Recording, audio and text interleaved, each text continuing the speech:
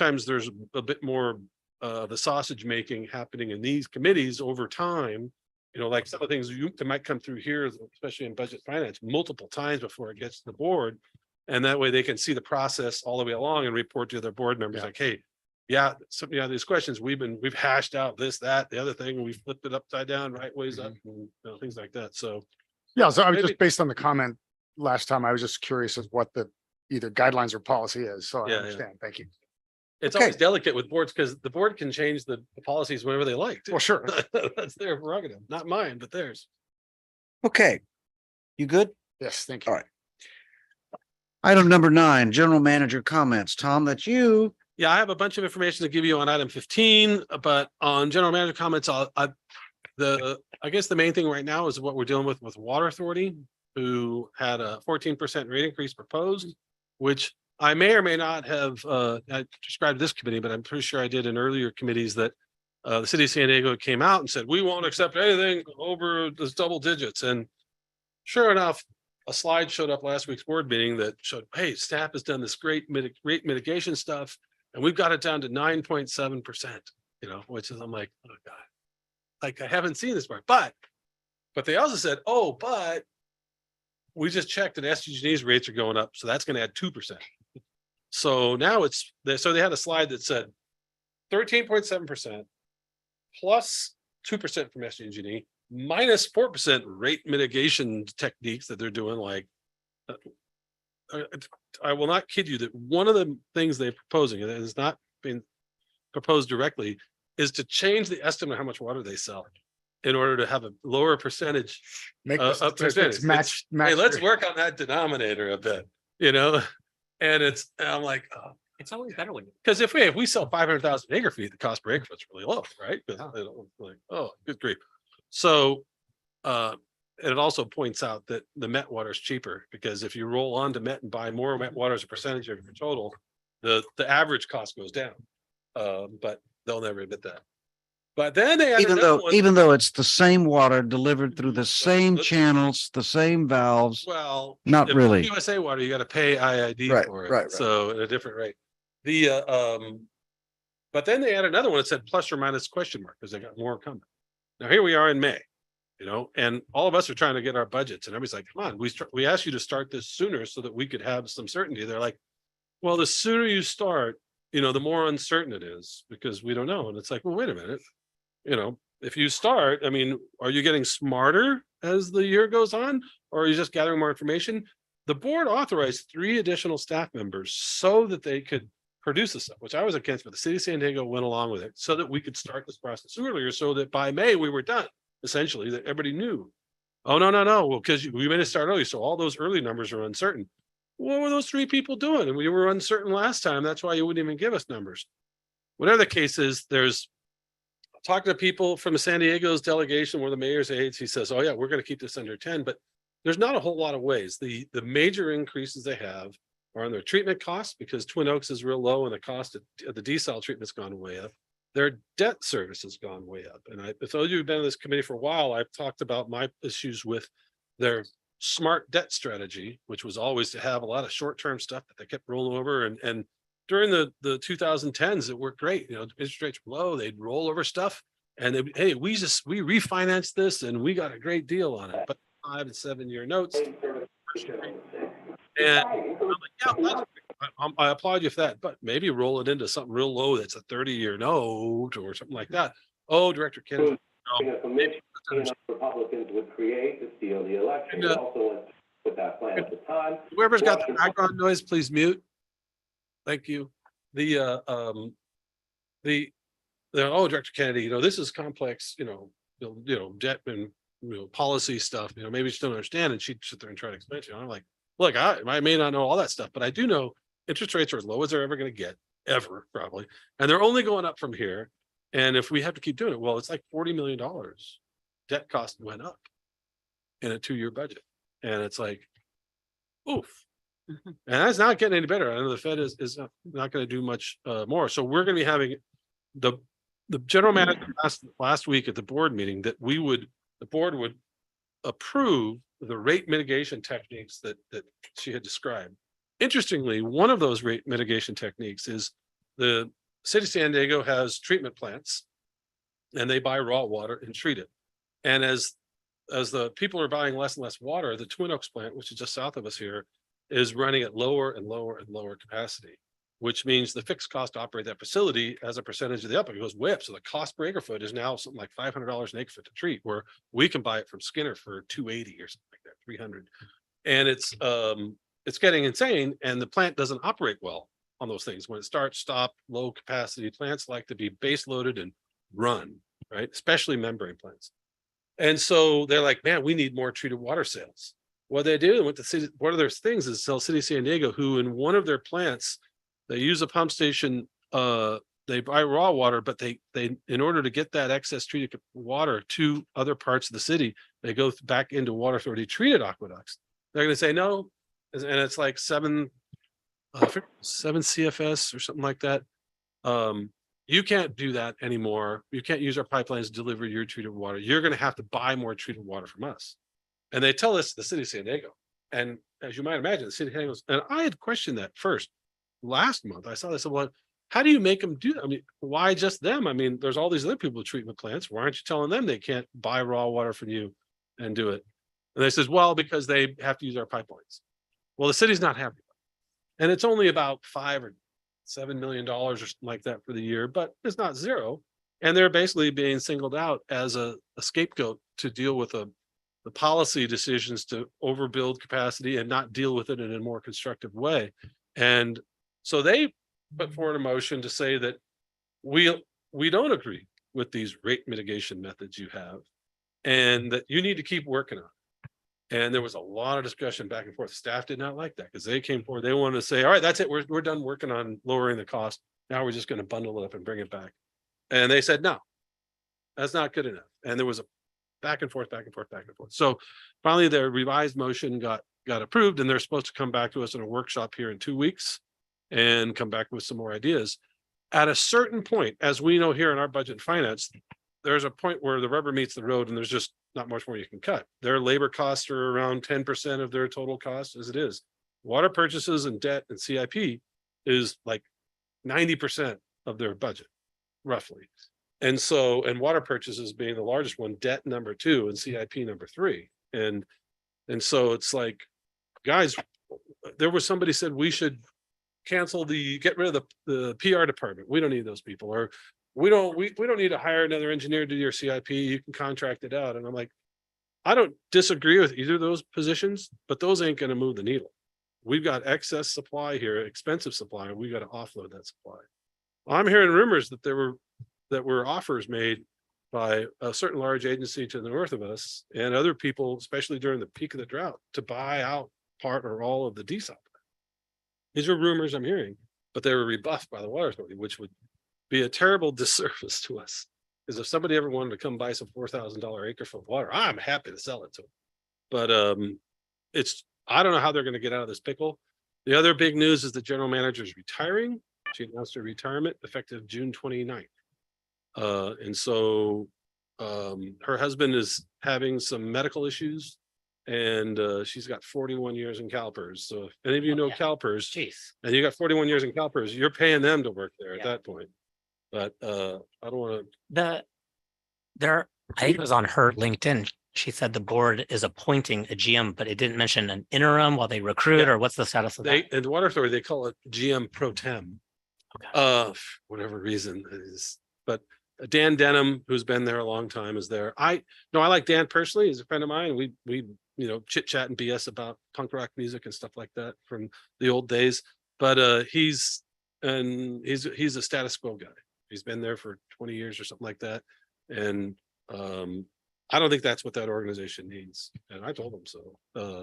I think they need somebody from completely outside the organization and from outside the region and even outside of Southern California to come in with a whole fresh perspective, because there's so much old baggage of just keep doing the same thing we always done down there. But I won't get my way on this. So if I had to read the tea leaves, the sentiment I heard from folks down there, it's going to be Dan's going to get the gig, and we're just going to keep on plodding down the same path. And I guess they think it's working, but I don't see it. Well, you know, gravity, entropy, and inertia are the three most powerful forces in the universe, Sure. and you've got a couple of them at work there. So Yeah, that's it. Yeah. So there, I could go on and on about the water authority. The other big thing is, as Steve said, the Bonzel Rotary Wine, Brews and Blues Festival is this Saturday. You haven't got your tickets, they're still available at bonzelrotary.com. It's almost sold out, so you better hurry. I always gotta get my plug in. thank you for that, Tom. Well, any comments on that delightful state of affairs? Any questions of The only Tom? thing it does, when we get to item 15, is that the detachment, the gap between Eastern and the Water Authority is gonna grow. Met raised their rates about 5%. If they do 11 or 15%, 10% on top of, if we spend $30 million with them, that's $3 million Mhm. that we've got to come pull out of all your pockets to give to them that we wouldn't have to if we were detached. So that's significant. Very. Wow. Okay.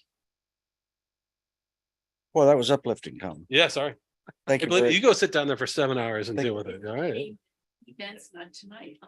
Right, right, There's an event somewhere, Julie. right, It's okay. right. It's 5 o'clock somewhere.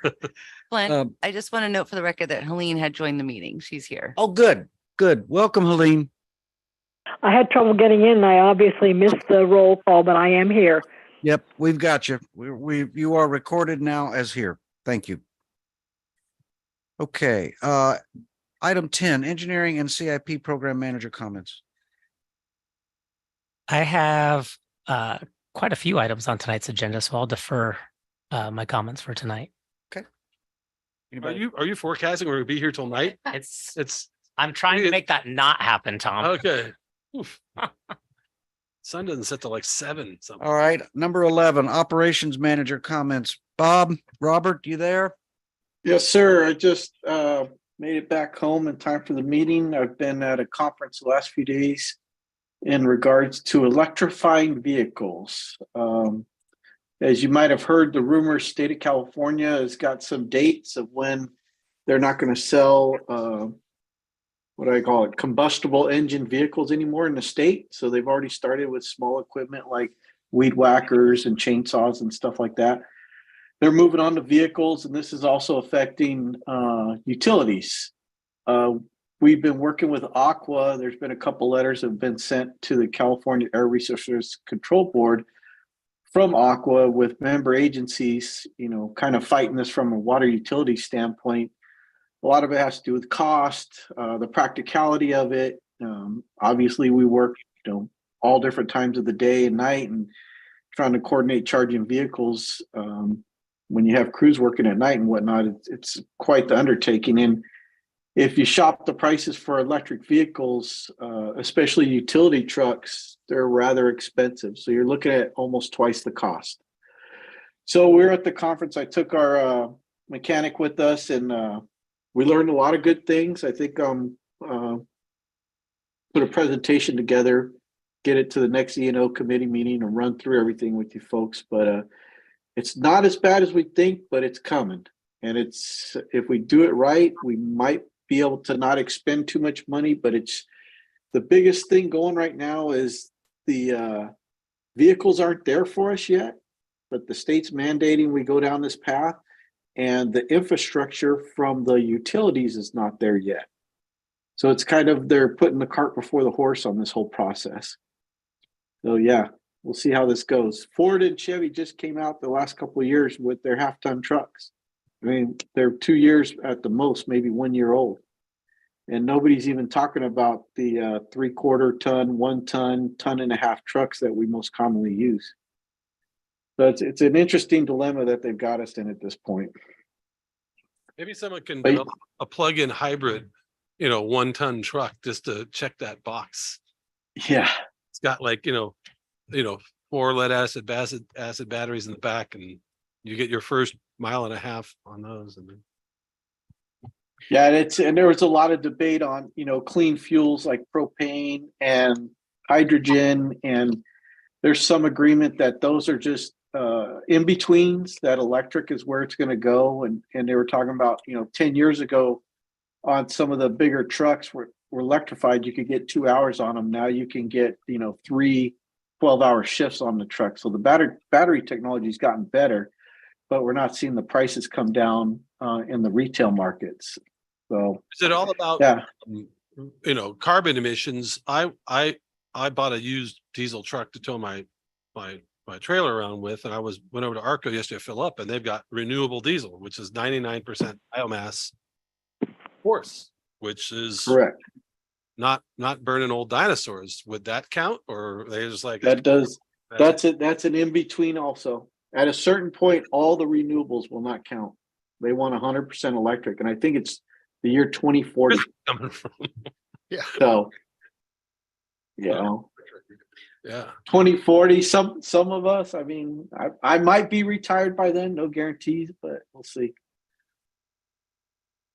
Interesting. I'm affiliated with a small operation that uses things like weed eaters and other hand tools, and You in your backyard? Is that what you mean? no, Oh, no. And wow. and they have an electric, a battery operated weed eater, and it's good for 15 minutes. Go fast. Takes about an hour to charge and 15 minutes of use. So I'm just kind of visualizing how big, unwieldy, and heavy a battery pack is going to end up being for a weed eater. We got 4 of them lined up, and you Well, swap out kind of thing. At Yeah. my previous Well, it- employer, Yeah. we mandated that 4 amperes. Wow. And I just keep going through, we get less than an hour off of each 4 ampere battery, and those are pretty heavy. So I bought some 6s too, but that just makes it Heavier. heavier. And Eh, I'm not using my gas. I've got gas weed eaters. I've got plug-in weed eaters, Oh, and I'm only using the battery ones, cheap Chinese ones, $100 from Works. Yeah, at my previous employer, we mandated the landscape company, when doing headquarters, used all battery packs, and they had to invest in a separate trailer with its own generator to charge additional batteries, because after 15 minutes, they're there for 4 hours. They were just, you hear this generator running, I was like, what are we doing? Yeah. Welcome. We're walking in the crazy here. Yeah. Okay. So anything, I'll put something together, just do a presentation, just kind of start getting it on everybody's radar. It's not a thing where we need to press a panic button. We've got to go out next year and buy $5 million worth of electric vehicles. It's nothing like that. It's just the awareness of it, and maybe looking out in the distance and kind of thinking about this and keeping it on our radar as the years pass by. But it's just one of those things. I think it's, there's good applications, like you're talking about the weed eaters and stuff. People that have their small yards and stuff, there's great applications. In the personal arena for people to use electric vehicles, it's a great application. But, in our type of environment where you're having vehicles out sometimes 18, 20 hours, and you're running a bunch of auxiliary equipment like compressors and cranes and extra lights because it's nighttime. We don't even know. And we talk to people on the floors and they don't even know. We're like, well, what if we want to add this to the vehicle? What if we want to do this? What does that do to the batteries? How long are they going to last? And people couldn't answer the questions. Yeah. Get an electric tow truck to tow them back here to plug them in. Well, I know there's let me tell you, they had a trailer that was basically a battery pack that it was 16,000 pounds, and you could charge 5 vehicles off that trailer. Yeah, it's crazy. But I'll get together a presentation and run it through you next meeting. Okay. And we'll go from there. Thank you. Anything else, Rob? That's all I have. No, Okay. sir. Thank you. All right. Electricity all comes from fossil fuel stuff. Well, all of it, but yeah, Hydro. Enough hydro, solar, Hydro. and wind. highly limited though. Well, it's becoming a larger and larger percentage, especially of what's being built. If you look at construction of power plants and megawatt or gigawatts being constructed, there's almost no non-renewable activity, and most of it's all renewable, at least here, maybe not in China. The real solution is geothermal. There's a new system the Oop. Canadians have invented. And it goes down and they set it up just like drilling for oil. They put pipes down, 2 sets of pipes, run it through the earth to pick up heat and come back up. It'll go almost anywhere, not like the geothermal that's highly specialized for Iceland. None of that, but More power to them. they're only doing demos, so it's years away. When I was at the Energy Department in Washington back in the early 1970s, we had a program called OTEC, Ocean Thermal Electric Conversion. It was based off of the island of Hawaii, the main island. And essentially it was a tanker, a small tanker, and it had huge tubes that went down very deep to the bottom of the ocean and back up. And it was a closed loop. And there was a specific fluid that was inside the tubes, and the fluid self-circulated based on the temperature differentials between the water at the top and the water at the bottom, created a closed loop system, and created enough electricity that at that time in the 1970s powered something like 1/3 of the city of, I believe it's called Hilo, Hilo, on the Big Island, I don't know if that facility is still in operation, but that's a classic example. It's not exactly geothermal, but it is a thermal, thermal conversion. Yeah. Interesting. Okay, item number 13. Board action updates. So Chad, what of our items got dealt with by the board last meeting? Quick claim for the Campus Park West project. Mm-hmm. Okay, all right. Easy peasy. Okay. My mic was off. Sorry about Did we that. miss item number 12? What? Did we miss? Oh, committee member comments? maybe so. Yes, we did. Chair's Number prerogative. 12, committee member comments. Do you have any, Bob? Got a couple. Go. The weed whacker guys were in full bloom today, and they finished the outside of the fence. They did the inside like a week or two ago. And I kind of yelled at Is that them, SMS? "Where's the outside?" And they're like, "We don't have a contract," but they must Operator. have said something and got approval. So they whacked all day, did a pretty good job. Okay. Of course, they completed the installation of the fencing protecting the spiral staircase, or whatever you call that staircase. It's fully functional, but it really leaves something to be desired aesthetically. It's just a cheap fence around it, not a. Like It's a water envision tank, a Bob. nice gate thing, to go up the stairs. Yeah, It works, and it looks. Hey, we real could raise rates and do a really fancy one. Yeah, Copper. Yeah, yeah, for sure. Beryllium. Anything else?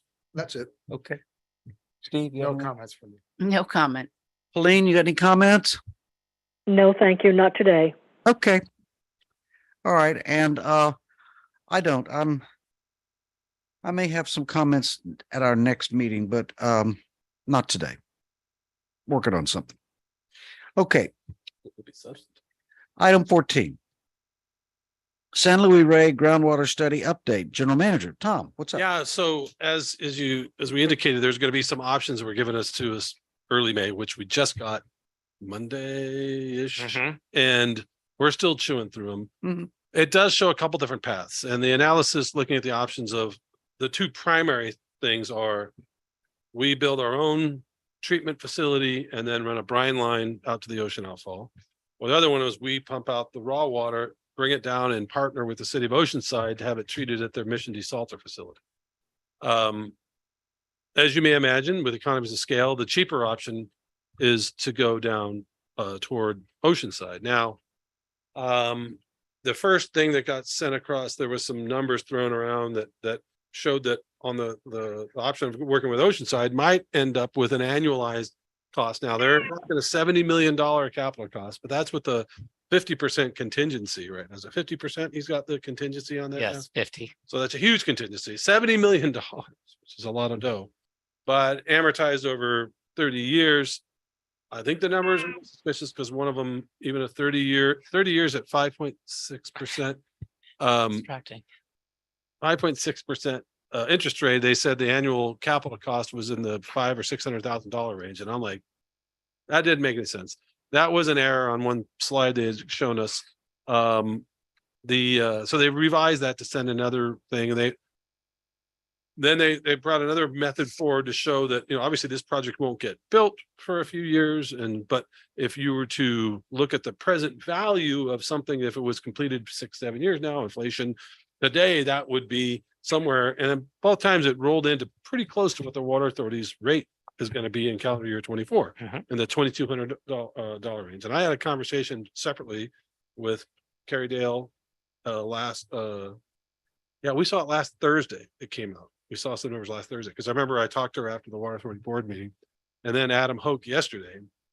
I said, both of you guys, it's really strange to me when all these numbers get pulled around and everything gets filtered through the present value analysis in a complex spreadsheet, and bam, it lands right at the Water Authority's treated rate. I'm like, I'm not saying anything weird's going on here, but boy, is that a coincidence.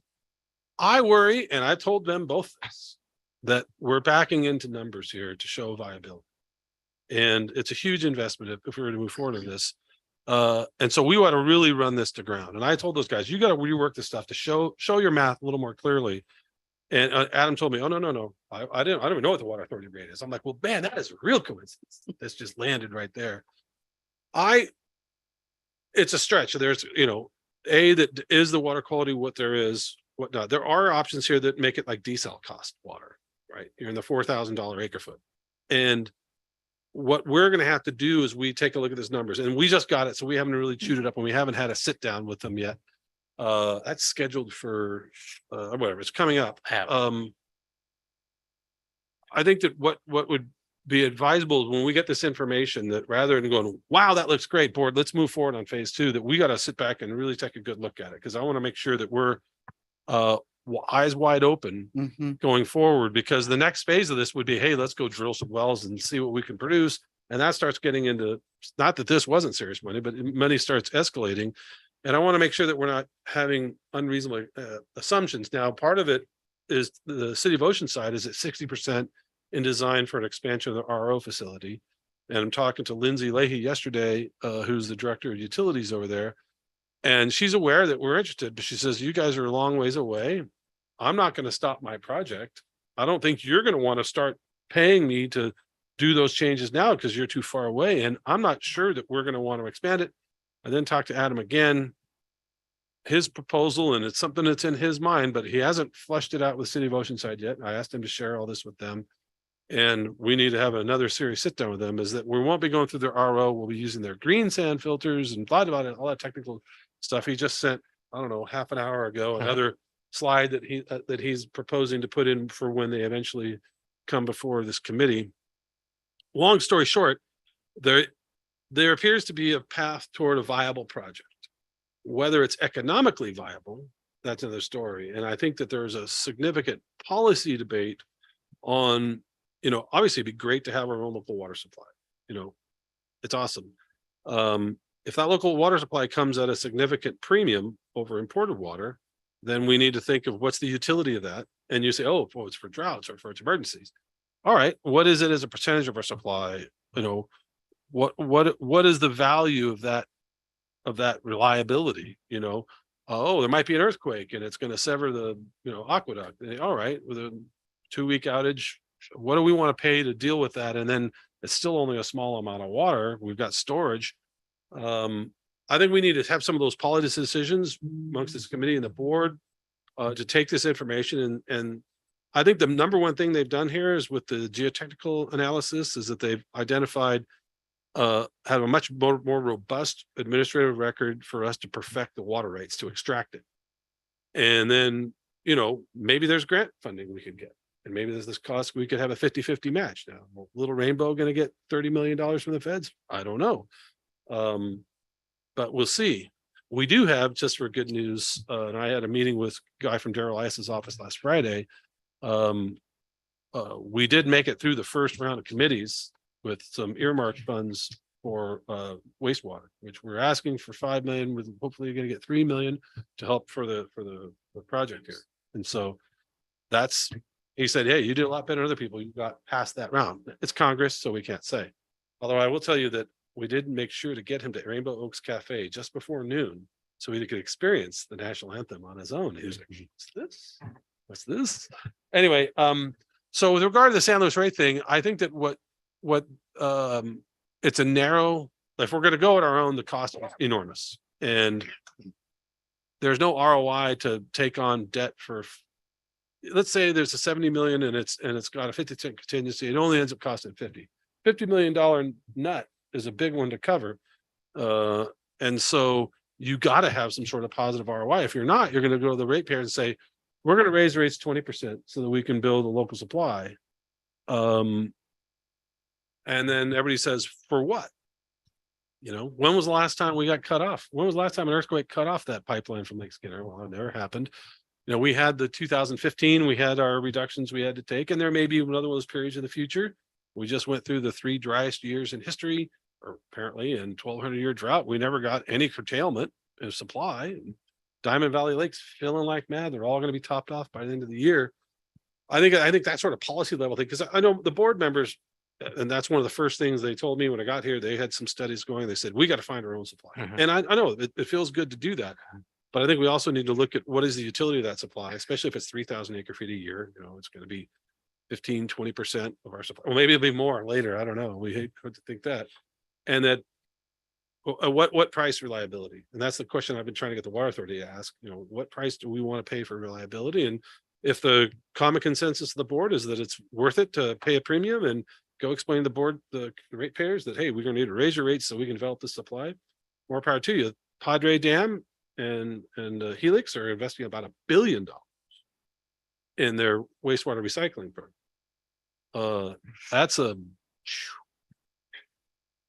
heavy lift for a small agency. And so over the next, till we meet next, we're going to be hashing out with these guys, trying to make sure we can validate all these numbers, which the spreadsheet he sent is extraordinarily complex. And Yeah, we have a long workshop set for June 1st with them in Yeah. preparation for the June board meeting. yeah, well, between now and then, we'll also be going back and forth. I've been doing this too long to not seen, and it's happened to Rainbow with in the past with consultants, like the guys who were designing the treatment plant for Beck, where they kept saying, yeah, we can do this, and leading the board along and going, wow, that sounds great. Yeah, that sounds good. And they just keep paying consultants to a project that really has no utility, specific utility. Yeah, it'd be great to have, but it's not something that is, you know, absolutely necessary. So I don't know if any of those guys, they're not listening, but I'd be happy to have them listen, that because we could do it may not mean we should do it. So Well, and I mean, there are a couple of factors that I guess sit on the dimming side of my enthusiasm. I have been very enthusiastic about this project. But when I start looking at some of the more Orwellian potential projections of water use in this district, yeah, there's a flip side. Depending on what the cost of the water is, through all the gymnastics that you're talking about, 3,000 acre feet as a percentage of 14,000 acre feet is a very different situation than 3,000 acre feet as a percentage of 8,000 acre feet. And then the economics become more compelling not to do it if the cost of the groundwater is significantly higher than the cost of anything that we could project to get in the future. that's the exact problem with the desal Yeah. plant. So that, you know, also comment I would make is that, and Steve, you can chime in on this. I have worked on a number of projects that we knew would take anywhere from 5 years. Well, Lena, can you mute your phone, please?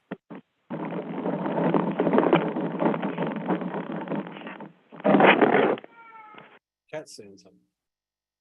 Ahmed, can you right click and mute her or not? I think the cat. Oh, okay, never mind. I'm going to continue. We'll just hope that. Yeah, Cat okay. understands. So what I'm trying to say is that I have dealt with a number of long range projects.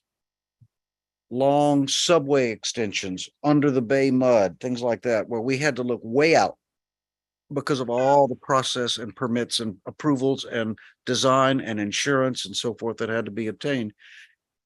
I have never, ever, even in the earliest stages of preliminary or what we call conceptual engineering, had an engineer of record bring me an estimate with a contingency of 50%.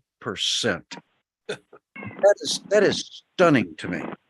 I mean, we had a rule of thumb of 15 to 25%. These are projects looking out 10 years. Yeah. Something is really hinky. That's what we're being I don't know. provided. Steve, have you ever had 50% contingency? No, absolutely not. I wouldn't be interested in having that discussion. We use 10% at Boeing and then we get crucified even for trying to do that. You guys got cost plus contracts. Yeah. Yeah, you got CPFF. So, but you get my point. And so I'm Oh, no. And so there's, That is, why do you think they're doing 50%? because basically my logic would tell me that they're using 50% because they really have no freaking idea what it's going to cost. oh yeah, I mean, And Right. that comes somewhere between, oh man, and incompetence. well, Now- this is also, I'm just finish one more thing. The other thing, and well, I'm sorry this is a public session, but I'm just going to say it. Do any of these consultants, particularly the more major consultants in our team, do they have any business with the city, with the water authority? San Diego County Water Authority? Yeah. Not that I'm aware of. Oh, Okay. But here, so I don't know if this is gonna come, but the cynic in me says that when you say this 50%, they say, yes, because there's so much uncertainty. If you give us another contract, we can bring that down to 30% or right. 15%. Right. And that's the thing.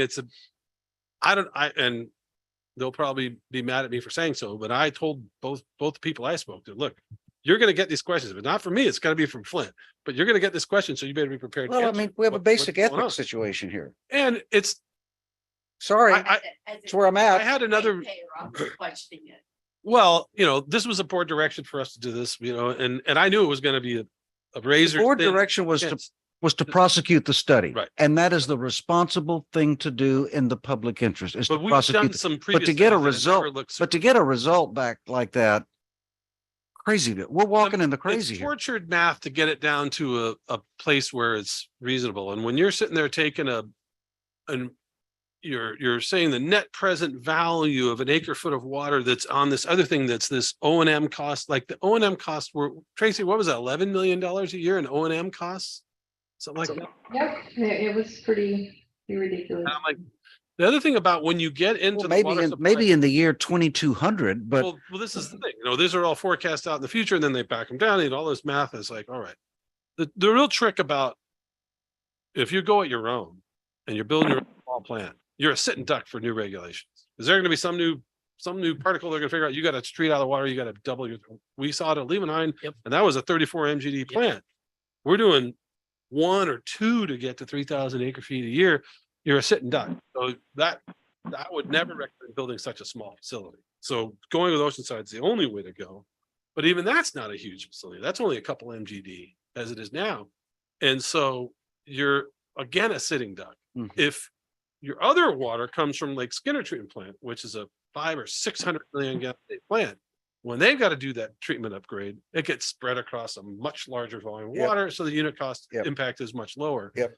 And so there's an economic thing. There's a personal thing about how everybody wants to have their own supply, be in our own control, but you're really never in your own control because we're going to be stuck with regulators and all the things. And then when something happens in the treatment plant and the filters go bad or whatnot, you got a huge unexpected capital expense.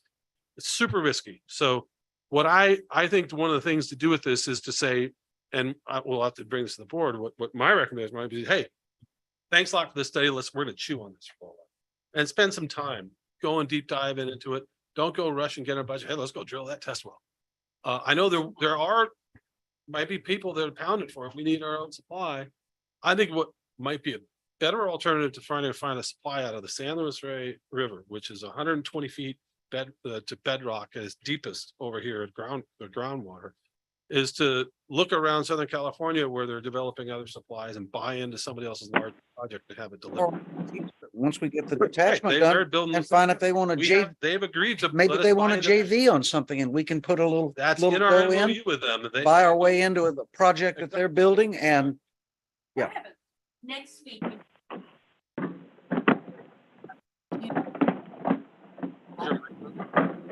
Next week at the conference, will you have an opportunity to attend sessions or to collaborate with others dealing with this? Oh, yeah, I mean, there'll be a ton of people there and it's, you know, when I talk to some of the people down at Padre Dam and Helix, their challenge is wastewater disposal.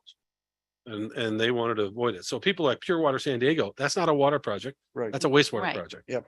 And because the cost to treat the wastewater was about double what it's going to take to build this water project. So, but this is for us to do that. If we want to develop a local supply, I think when direct potable reuse regs come up, we work with Oceanside to treat our wastewater. Because they're going to ban ocean discharge at some point in the future. We're going to have to do it. So we might as well start working on that. I thought we were worried about the level of the oceans going down. If we're putting more. No, it's going if up. we're- The if we're- level rise. Oh, When okay. the icebergs melt, Right, flooding the plant. Yeah. Yeah. But it's, you know, I mean, it's gratifying to know that we could get some water rights out of it if we needed to, but the cost to make that into a potable resource is going to be, it's higher than I would feel comfortable at this stage of even making significant initial investment. You know, if you could get grant money, like maybe we take this and say it's a feasibility study and go apply to USBR, take a year or two for them to get through all that process to get some grant funding to go do the test wells. That's a good way to go. But as far as going over and adding in the CIP budget and loading it on rates to go start drilling wells on this thing, when we know that there's so many other things that need to happen, I'm not sure that would be my recommendation to the board, but they're free to do what they would like. Well, the sustainability cost is on the backside of it, a risk as well. Massive risk. And I don't know much about regulators, but my guess is there's going to be more rather than fewer in the future. And the Liebenheim plant we built for just for about, I think it was about $16 million 23 years ago. In 2012, we put 22 million more back into it to deal with the change in regulation. Any other comments? I have a question. You've been referring to grants. Mhm. Is the district grant writer looking into federal and state Oh, yeah, possibilities? Okay, all every day. right, thanks. It's, you know, getting money out of the feds and state. is It's hard. Sometimes a long process. Yeah, it's Everybody needs tough. to have some patience and example, we had a great project for Cal OES on their wildfire prevention grants for another Hella hydrant. They're like, no. Okay. And right now, Because they with would use it Congress, during it's a going to fire. be, right now with Congress, it's going to be even harder to get federal. Well, well, Congress is always hard, but Yeah, at it least is. some of the Infrastructure Act has brought back pork barrel politics Mhm. and earmarks. And apparently there was a project in Ramona that they couldn't get anybody in any committee to get put on the table. And fortunately, in part to help from our grant writer and people working it. And well, you've worked up on the Hill. If you're not working it and working it hard, you ain't gonna get anywhere. Right. Mhm. So we made it onto a committee and passed the first hurdle. Whether we get cut at the next hurdle, I don't know. And whether Congress ever does anything or they all shut down over a debt ceiling or some other damn tangential thing, we don't know. But at least we're doing everything we Yep. can. Good, okay. But if you got a way to reform Congress, I'm all ears. Helene, you got any comments on this? No, Okay. Well, that was disturbing. Sorry, I'm just being a little cynical on it because when I No. read it, I was like, wait. it's- Well, that was disturbing. And, you know, you do have another option as well, which is, I appreciate the fact that you guys are, the staff is going to do a real deep dive and put Hoke's team through their paces and grill them hard. And if they are unable to, if they're unable to satisfy your concerns and your questions, there is also the option of finding somewhere a company that has already done this and just ask them to pay them a small stipend to review this study and ask us and answer questions for us, such as, does a 50% contingency ring any bells with you? And other, because the long-term discounted value, Tracy knows the math, the future value of those numbers, depending on how you apply, what rates you apply and over what duration, escalation becomes a massive number. Oh, yeah. And so I've said enough. You get the idea. Oh, yeah. Yeah. And that's kind of what they rely on. Yeah. That's why we're bringing back that present value of some future huge water cost to here. But if it's a phony, okay. Yeah, I think we should move on. Move on. Item number 15, detachment update time. You'll have great news for this one. Oh, here Well, we go. Maybe there'll be something positive here. Well, I Let's just look want to at make sure everybody's got their Calendar calendars number marked 19. for June 5th, 2023, 8 a.m. The county administration building will be in the supervisor's chambers for the hearing. And YouTube Live. And they'll be live on YouTube as well. And there will be opportunity for people to come in through Zoom, I believe, and make comments. But the hearing is set. The report is out. The report now has 5 recommendations, 5 options. First option is detachment with no exit fee, which we worked real hard to try to get there because we think, hey, those were losses. Second option is detachment with an exit fee. The exit fee was calculated at the $12.8 million a year, which takes to 64 million, minus about 39 million in savings to gets us to 23 point, I don't remember the exact number, but the $24 million range. Paid over 5 years. But that in the report shows that the impact to member agencies, the Water Authority, for those 5 years is 0. They're completely held whole because the Water Authority will save the money and we're going to pay them some money if that is selected. It's about a 2/3, 1/3 split between Fallbrook and Rainbow, roughly, and these are all just rough numbers until they get it dialed in. It'll be about a $3 million payment from us, 3.2, depending on exactly how it sorts out. But we could be seeing our rates go up by $3 million a year next year. So do we like that option? No. Is it better than being rejected? Yes. But it's still a very bitter pill to swallow. But the Water Authority, I'm sure, won't like it because they want $1.2 billion. So the third option is to pause and go do a municipal service review on the Water Authority. Obviously, we don't like this option whatsoever because that will take a year or 2 to do, and the whole time we're waving in the wind. It still boggles my mind that that's even on the table, because who would want this detachment hanging over that process, especially a LAFCO practitioner? So I think that it'd be best that they don't choose that option. But if they do, and it isn't in there, but we're going to suggest strongly that we would get credit for time served, as I call it, that they would say, all right, we're not going to, the attachment with exit fee in the 5 years from now, that's fine. But what we'll do is, if we do this one, then whatever the net revenue that you guys pay over the next, till this thing's concluded, if we do it in 6 months, over 6 months, if we do it over 18 months, that would be credit again against that. So it would be the credit for the pump stations credit, the time served credit, and then whatever's left is where you make your exit. Credit against the separation. Right. Okay. Whatever the $65 million to take the 39 million off plus whatever this is, because the whole concept of it in Dr. Hanneman's report is that, you know, things change in a municipality water agency, and they have planning horizons that they're planning their rates. And the Water Authority said themselves that Pure Water, even though Pure Water San Diego has a much greater impact than us, they knew about it, and so they can plan for it. We're like, okay, well, you've known about this for 4 years this month. They've known about it. You tack on another 5, that's 9. I mean, how much, you know, Hanneman said the period should be 3 to 10 years. Well, we're already there. By the time we're even done with all the paperwork on this, it'll be a 10-year period. And so how much more notice you want? You know, I mean,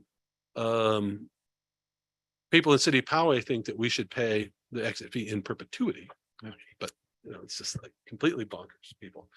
So the last 2 options interesting, they're both to deny the application, one without prejudice.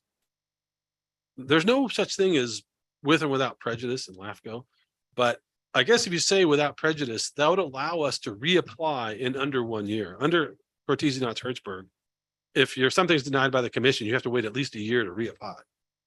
But they're going to have an option where they deny us. And if we wanted to apply the very next week, we could do it again. And I'm like, why would we just went through 3.5, 4 years of this crap? Would we do that again right away?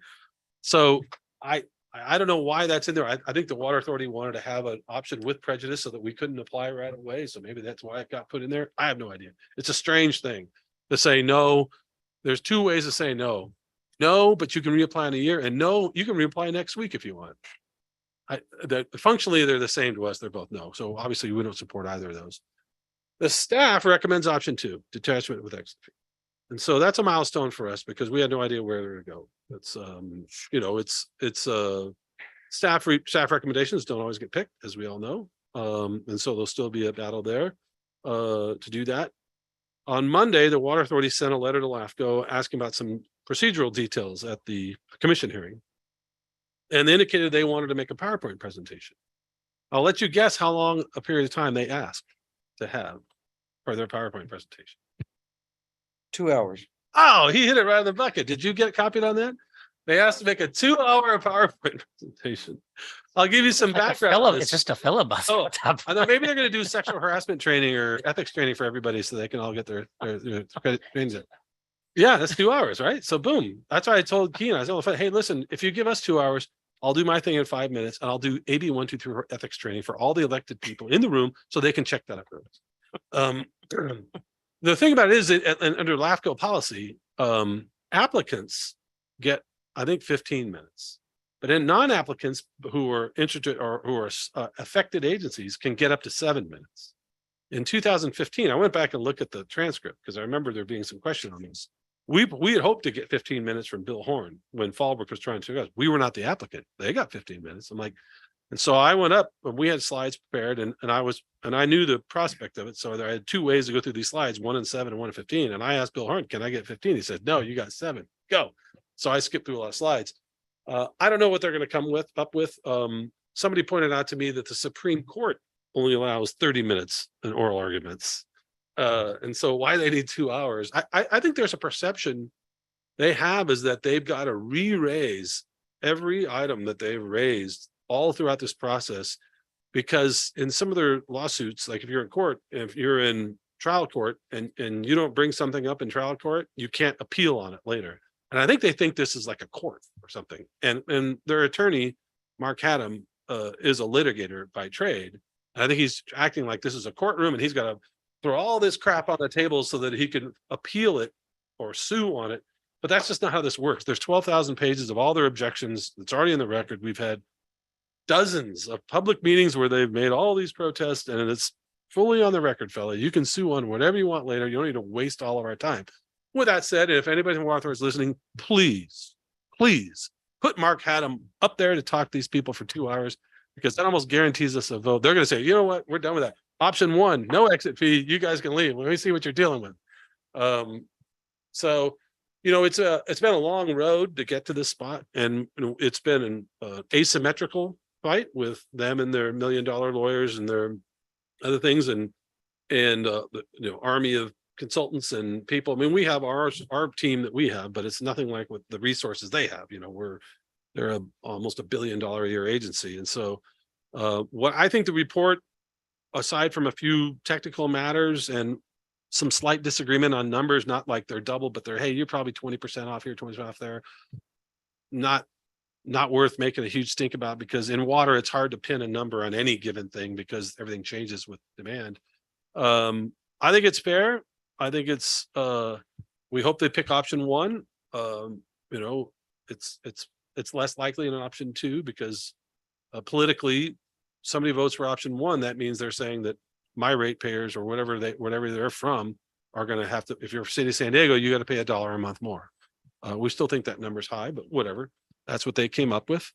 But if they pick option 2, which has an exit fee, then there's 0 impact to the ratepayers. And so it's hard for us to understand what rationale you would say that they would pick option two, wouldn't pick option two, because at a certain point, the water authority has to deal with the impact of declining water sales. I mean, the reality is we saw through our budget process, as you've seen here, our water sales, we already rolled off more than we could roll. We've already rolled off way more water than we could ever roll off in the future because we sell less than half of what we used to. And so there's no, I mean, that's a future they've got to contend with, irrespective if we're here or not. If we stay in, I think those ag charts is going to continue to climb. If we get hit with their 15 and then next year 12 and then whatever, and all those other things start piling up.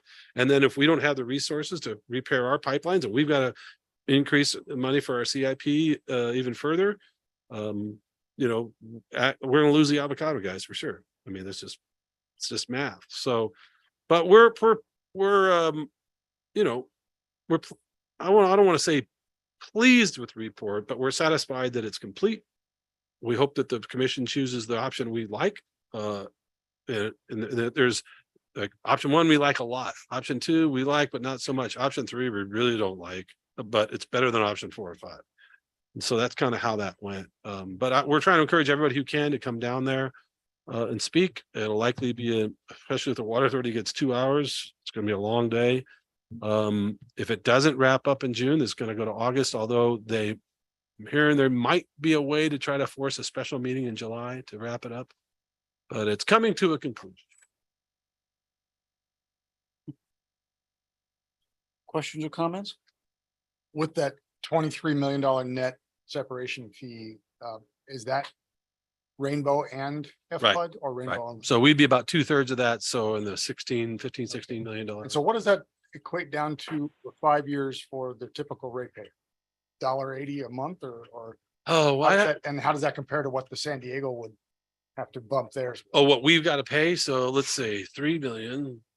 Let me do the math real fast. I hadn't done that one yet. Maybe Tracy already has. What does that mean to the Fallbrook ratepayer? Let's say 9,000, I'm not Fallbrook, Rainbow ratepayer. Well, about $27 a month. Yeah. $27. there's a town meeting coming up. That's going to be a question. All right. That will be Yeah. definitely. I'm a sure Tracy question. will calculate that. Oh, Yeah, she had to leave. She has to leave. All right. Yeah. My numbers person isn't here. That would be something good. to What does that exit fee prepare cost for. you? Yeah. It's all about me, Yeah. right? What does it cost? That's what Yeah. they're going to ask. So I just took 3 million divided by 9,000 customers divided by 12. And that's about 2770. Well, that's a good thing to mention. Yeah. These guys are gonna cost San Diego $1 a month. You're gonna cost us $27. To pay this exit fee. Yeah. You think this is fair? Oh, hey, listen, fair doesn't have anything to do with any of this. This is politics. Yeah. Yeah. And the Along- water authorities. Along those lines, arguably then our rates would either go down, our buy rates would go down. How much of that gets passed on to offset that $27? Oh, yeah. Oh, we'll be net positive. So it really depends on how much water you buy, right? How much you save. The more water we buy, the more we save dollar wise. But if our sales keep going down, then our savings gets Yeah. lower. But I estimate at least $5 million a year we're going to save. And depending if we sell a lot of water, it could be $6-7 million. But when you look at, depends on when we got it. Rates go up 15%. And Mets goes up 10%. If you're spending $30 million of water a year, that's that's 3 million there. That pays for it just there. Right. And so it's hard to pin a number on it, but it's definitely cash positive. Option 2 is cash positive to us. It's just not as cash positive as it would be otherwise. Tom, I have a question. With all this in the paper on Sunday, if there is a possibility that this will go to the voters, Well, if we get approved. right, if we get approved, to start thinking of questions that the public will be asking and be prepared for it, and what you have been doing in advance to prepare for this. Yeah. And We you have- probably are already, Yeah. but this is going to be critical of the perception of the public when it goes to the vote.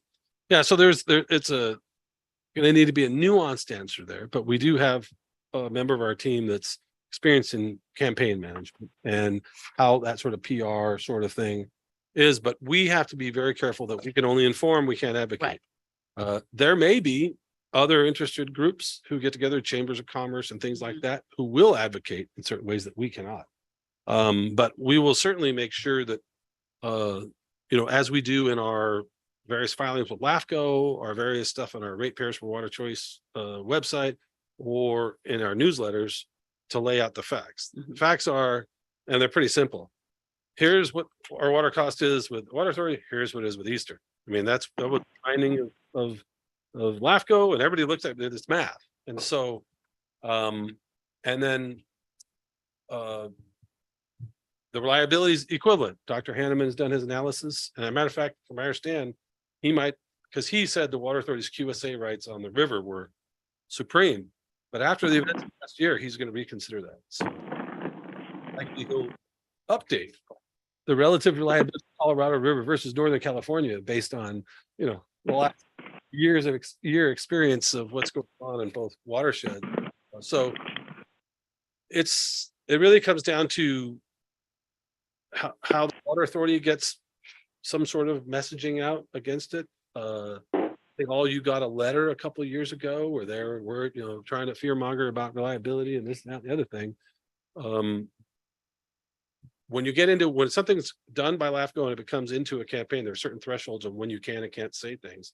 It's going to be very difficult. You have to inform, not advocate. So we walk a real fine line on that with the FPPC. So, but we're cognizant of it and ready to go if and when the time comes. Okay. All right. Let's move to That's items. good news, though. This is good news. Yeah, Let's we knew they were not going to advocate option one. So, I mean, we knew that. Okay. Well, Item- option one's the best option, but I don't know if I can get the votes for it. Right. Item 16. Chad, as needed environmental. Okay, and I'm getting. Hang on 1 second, please. Oh, you're still- No, this is about right now. Oh. They're getting me, talking points. well, yeah, but they're giving me like contradicting stuff. Okay, Oh, thank you. I know, always fun when we're in committee. All right. So as this committee is aware, the district put out an RFP a couple months ago for our continuing on-call as needed assignments. We have all the different disciplines that we utilize, and as these are expiring, we're working on the new ones. This calendar year, we fell a little bit behind, and they were either already expiring or expired, and we were just behind the eight ball. So we have now calendar schedule set for 6 months prior. So this is not going to happen again, but we put out 2 RFPs. The one we're talking about right now, agenda item number 16, is for the environmental on-call as needed. The district had 3 existing firms, Helix Environmental, Michael Baker International, and Rincon. Michael Baker and Rincon did not re-propose this go round. We received 3, and that was Helix. They re-proposed on this current RFP, Recon Environmental, and a firm called Montrose. After reviewing the 3 proposals, it's staff's recommendation to the board, and we're asking this committee to also recommend staff's option number 1 on the board memo, to award to 2 of the 3 firms that proposed. And the reason we're not giving it to all 3 is the firm Montrose, their staff resumes, what they addressed in their proposal, it didn't seem like they quite grasped as well as the other 2 firms, the RFP and what the district is looking for. So that's why we're not going with all 3, even though on some of these other disciplines, we have been recommending for 3 firms to be on it. We didn't receive any comments or scores from any of the committee members, which is perfectly okay. That's all at your own choice. But I'm happy to answer any questions that you may have, but we are looking for this committee to make a recommendation going, because this is scheduled to go to the May board meeting. Bob, Steve, Julie? Question, Anybody got just, anything? yeah, for clarification on the way that it's worded, I'm seeing $100,000 per contract. So Yes. $200,000 total Correct. across the 2. Okay, just want to make sure it wasn't 100,000 per firm. per firm, up to. up to. Thank you, Good Tom. point, yes. Up Yep, to. up to per firm, with a total of, being, if we awarded everything throughout the year, there could be up to $200,000 awarded. But it's Of per- the it's last per- ones, how many did most of the work and how many did zero work? Because a lot of times we see these guys where someone So interestingly enough, great question.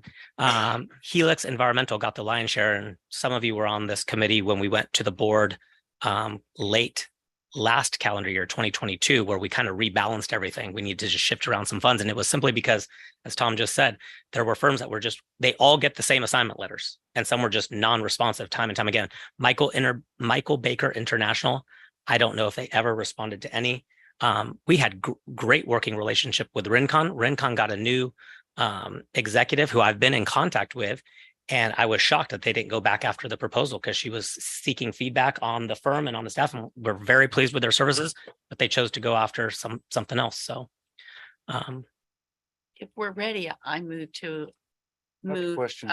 Okay, go ahead. I have a question. I fully understand that we do not have environmental specialists on our staff. I get that, totally get that.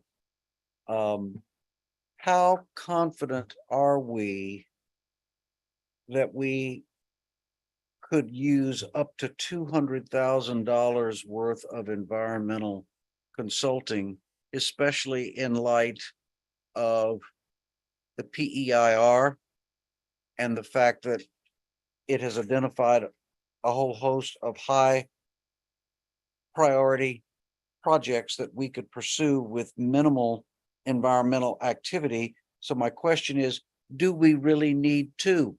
That's my question. And few has there firms. been some has the staff done push pencil to paper to demonstrate that we need to? I think having We've been quite satisfied with With Helix, Helix, right? absolutely, absolutely. I mean, they But they ran up my totem pole real quick when they did their work at Tom's request on the headquarters study Yeah, and got us a 25-30% increase in housing units, right? it's subject to county approval. I know, but you know what I'm saying. Yeah. Yeah. They yeah. sharpened their pencil on that. So do we really need to, Chad? I believe we do. It's always beneficial in all of the different disciplines because these firms get busy and we reach out to them and sometimes they just come back and they say, we just don't have the time to do that in the time you need it right now. So having to is helpful. And Rincon, the previous firm, did great work. And sometimes they would come in at less money for the exact same, we need a nesting survey. We need whatever we need done. It's the same work, but less money. It's saving the district money. So I really do like having a couple Competition is different. good. Yeah. I think the other thing about this is that, we may not get to spend all $200,000. If we put out an as needed RFP for $30,000 each, we get even fewer responses. I totally understand, but given that we put out what we did Yeah. and we got what we got, I just would like to be sure that you think that there's $200,000 worth of work out there. So the cool thing about how this works, and I just had a meeting with the finance department a week ago, and we went over this specific thing on how this gets billed. So the money that's put in here is earmarked under my department's professional services agreements. And then if it's capitalized, so for example, I just did some work at our Vallecito's tank. It has nothing to do with a CIP project currently ongoing. We need to do some brush clearing. We need to do some easement maintenance. So that's going to be charged over to a GL account. And so that's hit. But if it is on a CIP project or we're doing something where we can capitalize those funds, the finance department allocates those out. So when I asked the finance department specifically, is it better if I, to your point, short this a little bit? Does that help? It doesn't make any difference to them because this money, it's not earmarked in the budget that it's going to be used. Tracy's not here anymore, so I'm butchering this, but the way that it evens out in the wash at the end on them, if this was 50,000 or 200,000, they told me last week that it's immaterial. Well, it does. It's on a cash basis. It makes a difference, but it's If I spent budgeted it on- one way or the other, Yeah. that's where it wouldn't make. So to mitigate a single point of failure, I think is a good thing. So, I believe having two firms. Yeah. And this is over the course of 3 years. Right. I don't want to have to come back to the committee and the board for another 3 years. So Okay. it's 200K over 3 years. Yeah. I think It's an up to. it's an up to, and I would be shocked if I didn't have to request more funds kind of a thing, over 3 years. I didn't consider, so we actually would bid out these projects to the two. So what happens Meaning is they competition. yes, exactly. So if you if the 4 committee member, 5, even Helene's on the phone, if we send out the exact same assignment letter, this is what we need at, for example, the Valicitos tank, and we need it done by this date. You each say, all right, I'm going to send Julie Johnson, I'm going to send Flint, I'm going to this, and I'm going to do it within this time for this money. We don't always go with the cheapest. When we did the monitoring of the Morrow tank, we didn't necessarily go with the cheapest. We went with the ones that could do it and that had the, you're asking for 2 monitors. We think 3 would be better. And so we weigh it out that way. And the beauty of this is we do this at the college frequently, is depending on what we need and what they respond. Sometimes it's the time, sometimes it's different elements.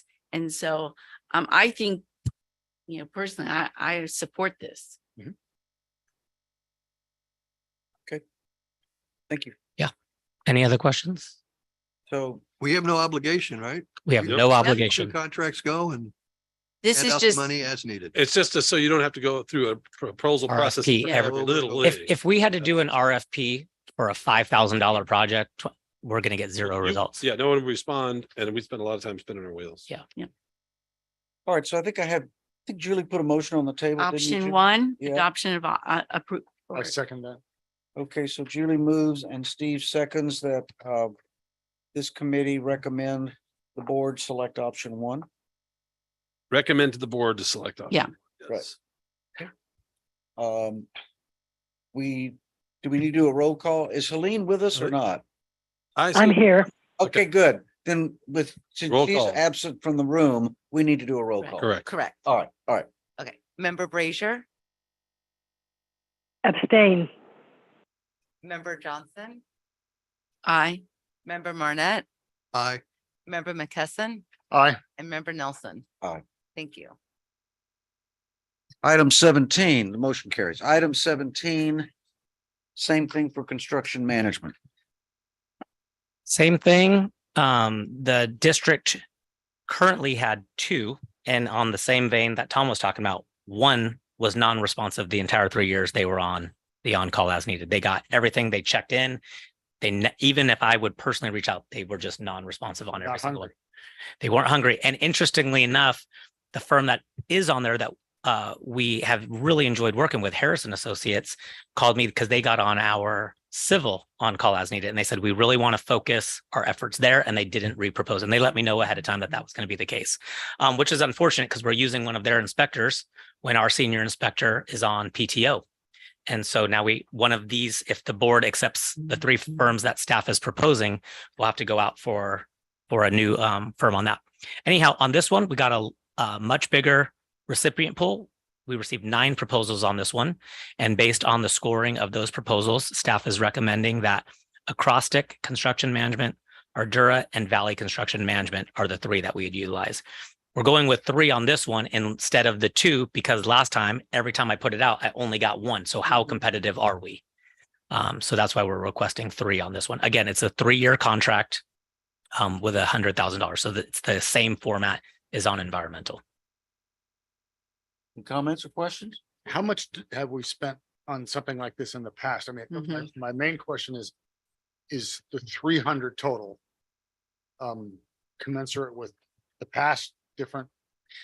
A good question. I'm sure that Delia and Colette are both listening and they could probably pull up some past numbers. When we did the What's Up project, we utilized the on-call as needed, and that's how Harrison Associates got on that one. So all of that time was capitalized over to that. So we spent much in excess of this because he worked here for over 2 years. Rep, do you have a question? I do. Are you? Well, did you finish? No. Go ahead. Okay. And then with we have 1 senior inspector with no backup. And so with that, we've been utilizing, we were using staff, but that staff's getting pulled out. Then I could have a sit call on that, overlapping PTOs. So we started using the on-call as needed for that as well. So So I'm looking here, it looks like only about $35,000 has been spent on their last one for Harris. At least on the on-call report. on the on-call report and a lot of what on the, I don't know, and Delia, I don't know if Delia's on or muted. When Harrison Associates helps us on that, it's always on developer projects. And so all of that is coded, and I don't know if it's necessarily hitting that Oh, line I see, item. I see. Because we're capitalizing it too, going Yeah. back to the I development. see, yeah, yeah. So that, what you're seeing on this report might be if we issue a single task assignment I see. or something. Yeah, so you've got a whole bunch of developer things that we're using them to do backup inspection that wouldn't be. I wish you all required. could see the, because it gets the paid work for that's the- going on behind the scenes because they are frantically typing numbers. So yeah, they're saying that Harrison Associates to date is $133,000. Over what period? Is That would be over the span of the last 3 the years. last three? Okay. Correct. But 100 of that looks like it went to developers. Developers and or- what's up and Or all other kinds of, CIP. all kinds of everything.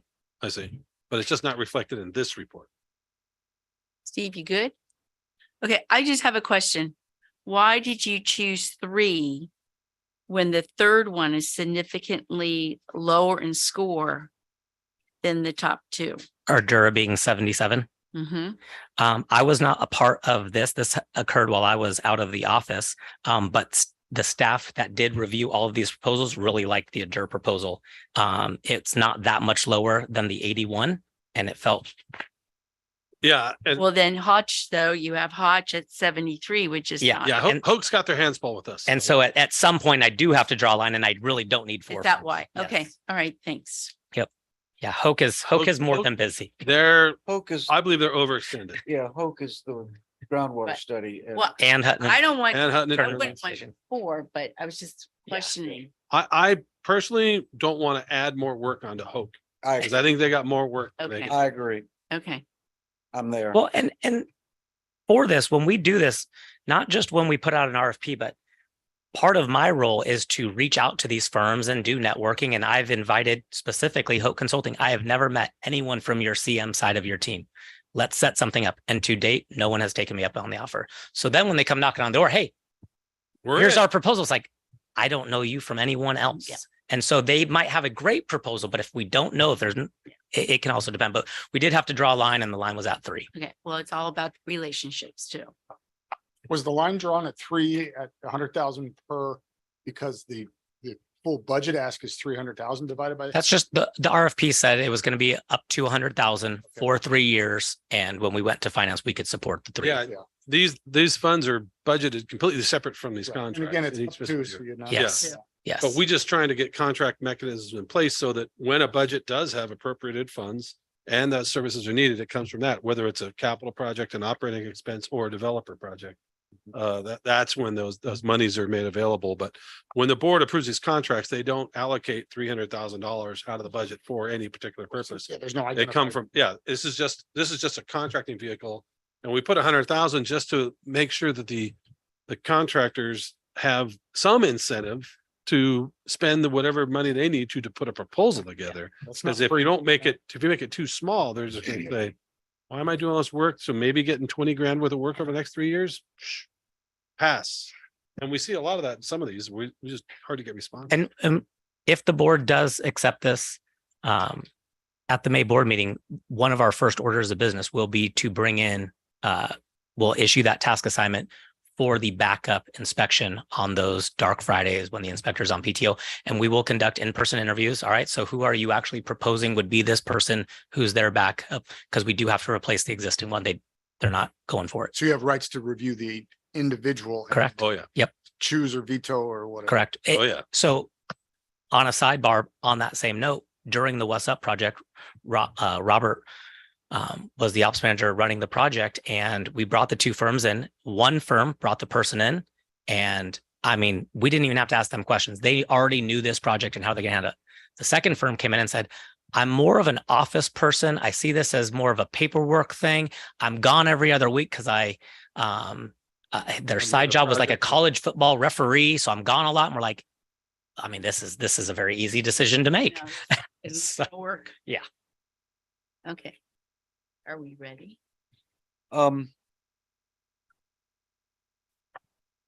Unlike the environmental consultant selection that we just did, you were saying that you've got an inspector that goes on PTO every Friday or Every other, every other Well, Friday? he has every other Friday. we're a Every 980 Friday, schedule. 980 schedule, but he also takes vacation every now and then. We have Mhm. one person in that role. Mm. And so we either tell our contractors and our other developers that, sorry, no work in that Which day. we're not going to do.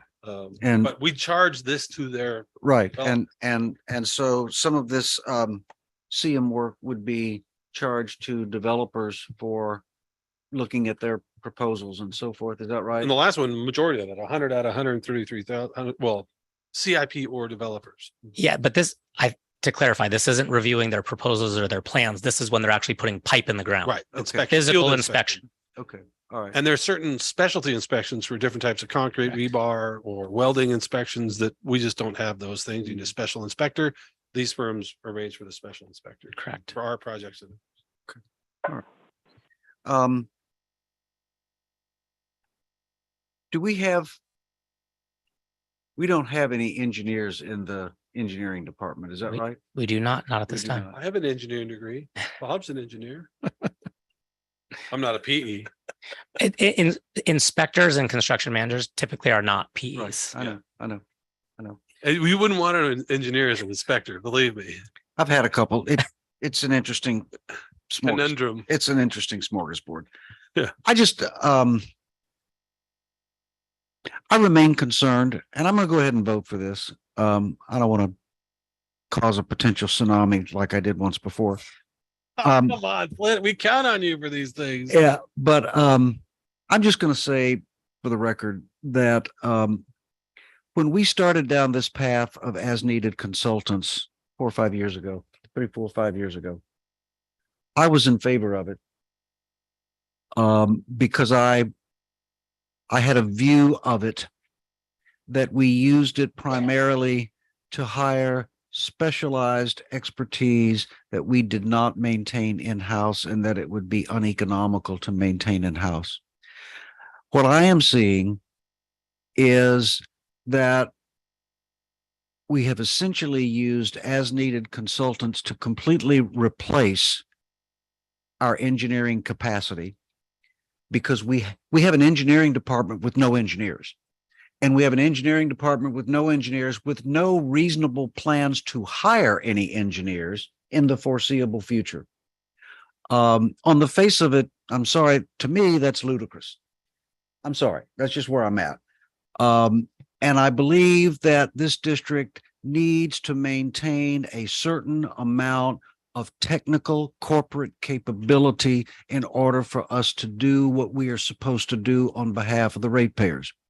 And there is no formula or HR analysis or whatever that is going to prove to me that it is cheaper to hire consultants at their generally exorbitant rates than it is to hire employees if we can get creative in the kind of employees that we hire, the manner in which we task them, the things that we expect for them to do, even with CalPERS and all of the direct and indirect and PTO and PTA and PTM or whatever it all is. Okay. I know absolutely 100% consultants are more expensive than employees, period. And so I am, for the second time, imploring Rainbow to develop some kind of in-house corporate capability we do 3 things. We do pipe, we do pressure, and we do valves. I cannot believe that we have an engineering department that is devoid of any expertise, technical, PE, sign a drawing capability there. It troubles me. It just does. And it is not the way I have ever seen as needed engineering consultancies used in any other organizations. And I am concerned that it has evolved that way to replace our engineering department here. Now, I'm still going to vote for this proposal. I'm going to vote what you're asking for here. But I just make the plea. May I have an opportunity to, I have a question Yeah. to piggyback on that. Let me take. We continue to bring this up. Last month, I missed this meeting, but Helene, you also discussed this.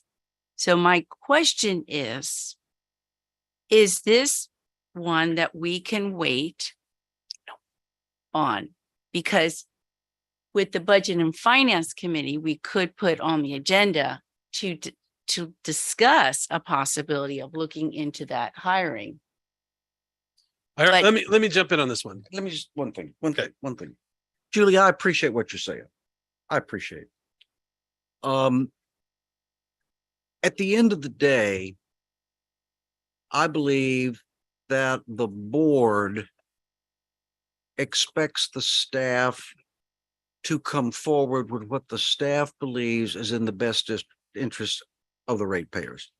I am clearly expressing a contrarian view to what the staff believes. Okay.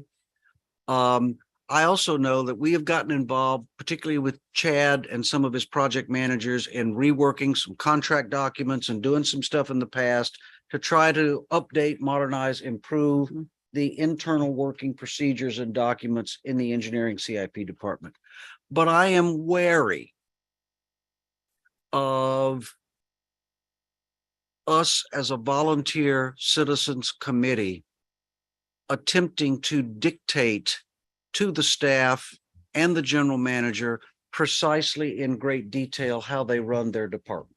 And that's fine. Yeah. I get Yeah, that. I get that. So too. all I'm doing here is expressing a concern, but I do not think personally that it is up to us, and this is just my view. I do not believe it is up to us to try to browbeat Tom and the staff into doing something that they are fundamentally uncomfortable doing. Okay, that's where Yeah. I'm at here. And so And that's fine. I Yeah. just wanted to ask that question for you to have more time to share your thoughts. I've shared my thoughts. So, all right, I let think me, they're, let me, Tom, are they clear?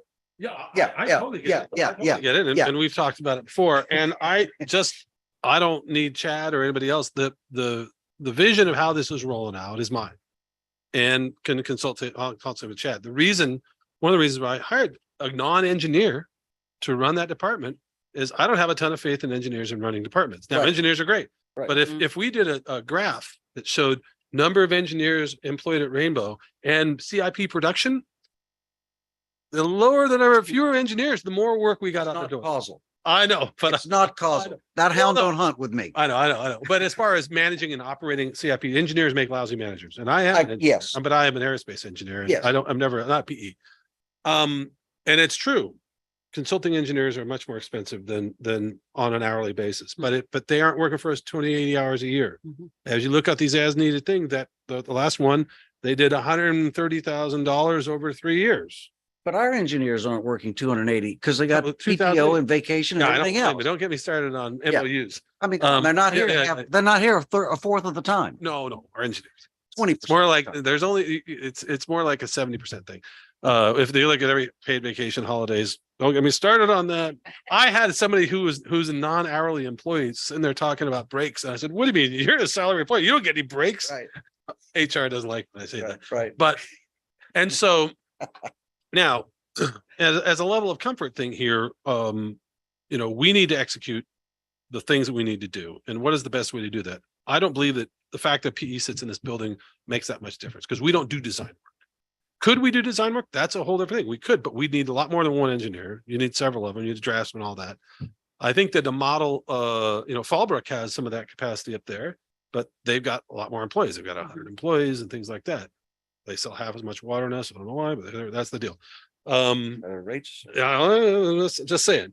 And so that's a model that could be followed, but it comes at a cost. And what we try to do here is, since a lot of these things, as you saw, only 30,000 of the 130,000 landed in this thing, because a lot of it got farmed out to developers. We're trying to get the work pushed out the door in the most effective way that's the cheapest cost to the ratepayer. Staff, of the costs I can control here, I can't control the water authority costs and power costs and things like that. Our labor force is all we can do. So we want to optimize that. Optimize it to where we can provide the service and keep our CIP moving. And I went through several different engineers in charge here, district engineer and engineering managers, all bad at it. And that's not just here. I've been doing this for 35 years. I've seen it all throughout every agency I've worked with. When I was in the private It was sector, my experience too. yeah, private Yeah. sector, when I'm over there trying to help other agencies, their engineers, usually the person slowing everything down. And so now it could be that since I do have an engineering degree, I'm doing this a long time. I have a lot of commitment. When somebody comes to me with nonsense numbers, I can smell it out from a mile away.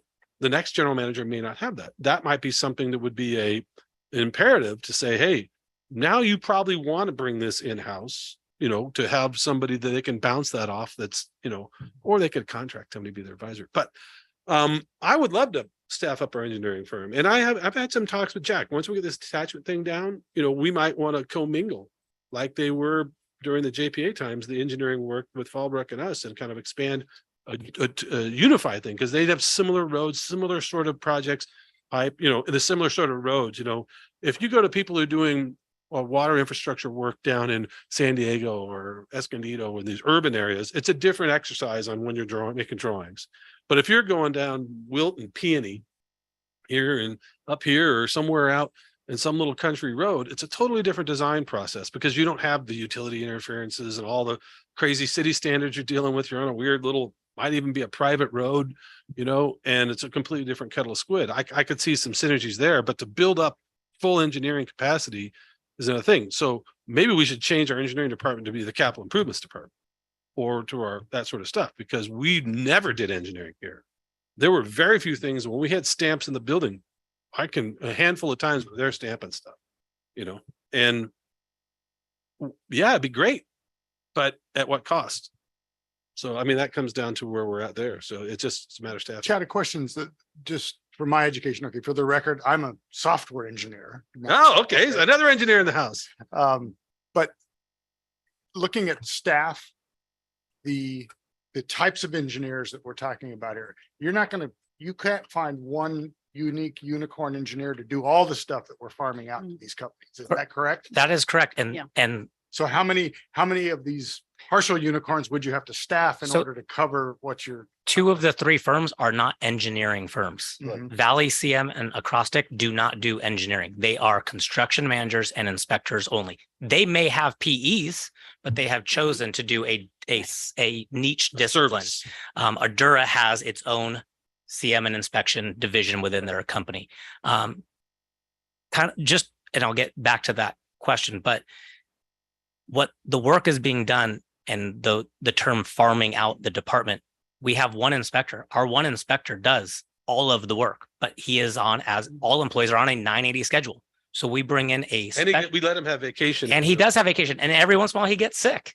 And so we have a specialist, a non-engineer, who has, as Tom said, she has a rebar card, she has a concrete card, she has asphalt, she understands the green book. And we call on that firm. She knows she's going to be here every other Friday. That's a known. And then if Ryan is on something full time, we can bring that person on that. But we do not have enough work on a daily or weekly basis for two inspectors Right. to be sitting here. There's just not enough work. And that's just the inspectors. What That's about- just the inspectors. Exactly. Well, I appreciate this conversation because I think it needed to happen. Yeah. And that's why I brought it up. So thank you. There you have it. I agree with Flint 100%. I believe you're going to be burned one of these days because you don't have staff engineers. I don't think you need to have PEs, but I think you need to have some engineers going over and checking things in more detail. Straight managers can. You've gotten away with it because of your personal knowledge Well, no, these. as an engineer. Yeah, that's true, but I don't look at their structural calculations. We don't do a lot of structural stuff. I can just sniff out when a Mhm. design looks good or bad. Mhm. But Chad's been doing this 22. 22 years and things like that. It's not that long. Mhm. He was, Mhm. so, you know, I don't see that there's no future with no engineers here. I would much rather see an engineer being managed by a non-engineer Correct. personally. You have my support there. And so we're open to that. And when that last time in the staffing thing, we said, hey, this is hold off for now. Part of this stuff, it's not directly ready to detach. We'll have to do anyway, but when detachment gets approved and we see the cash flow situation increasing and the board makes a decision, we have this savings. Is this going to be invested? Is all just going to be sent right back out the door as a rate decrease, which it could be? Or are we going to take some portion of that and increase the spend on our capital programs to advance the, repair of deteriorating pipelines? At that point, you start spooling up. I do believe that in the future, there could be a situation to where we do in-house design. And we experimented with this with some engineers we had here before, but it was a little too far out. We had I don't know if you remember that paving design, if Robert's still on, there was a Oh, paving, Yeah, via Aria.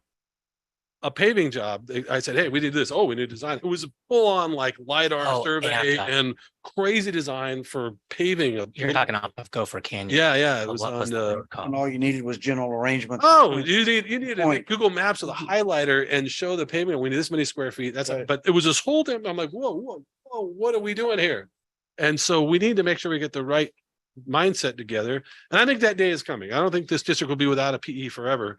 But at this particular juncture, especially with uncertainty with development and relative uncertainty on CIP funding and where that's going, it's just right now is a good time just to, take a tactical pause, see how things sort out at LAFCO.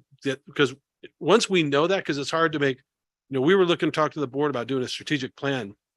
Let's go through all this with the board so that we can, it's been a while, let's reset it, but we need the LAFCO decision to come, because right now there's a fork in the road ahead of us, and I don't want to try to plan two futures at once. Let's figure out which path we're on, go through this whole visioning exercise like we did last time in 2015. We brought the committees in and had a strategic plan with the committees and try to meld it all together. And I think that's where we can develop that vision going forward. But this is why I think that as on-call as needed contracts for a lot of stuff is just something good to have in our back pocket, because you never know when you're going to need it. We're not relying on it. The expertise we have is for people like Chad and Malik and Colette and Amanda to push projects out the door, get pipe in the ground, get pump stations built. How we get them done is the other thing. So it sounds like we're in heated agreement. Cheated And agreement. with that, I move to, for option one, the recommendation of staff to proceed. I second. Steve moves, Julie seconds, that we recommend that the board approve option one. Construction management. Right, construction manager, Yes. yes. This isn't engineers. Correct. That's a different Construction story. management and Make sure we inspection. stay on We inspection. already did the Don't engineering. worry, Yeah. Tom, I'm not letting go. All right. All right. That's why I brought it up. That's why we love you. Member Brazier, I tried to jump in and express my opinion, but I didn't make it. No. I'm sorry, Helene, do you want us to interrupt the vote and give you an opportunity? I do not want to freeze you out. Absolutely no. Okay. We I did, followed the rules and I didn't get in when I could have, and I'll suffer the consequences. okay. I would never want to freeze you out of the conversation. I honestly did not know you wanted to speak, Helene. I am so sorry. Oh, no, you can't see me. And I kept opening my mouth. I looked like a goldfish, but I didn't get in. So that was my fault that I didn't speak up Okay, more loudly and faster. okay, all right, The no works. all right, okay. Go ahead, Dawn. Member Johnson to recommend the board adopt option one. and that was McKesson. second- No, McKesson was Oh, the McKesson. first. Steve, Steve Made the motion. recommended and Julie. Julie I seconded. had it backwards. Okay, Okay. thank you for clarifying. Okay. Member Brazier, you're a no. That was clear. Member Johnson, aye.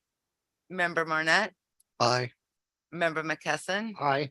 and member Nelson. Aye. I can't put That's a a classic. pause in there, but got it as a yes. It's either that or a sigh. I'm not sure. Maybe it's just A the hour. sigh. It's, All right. it's getting dinner time.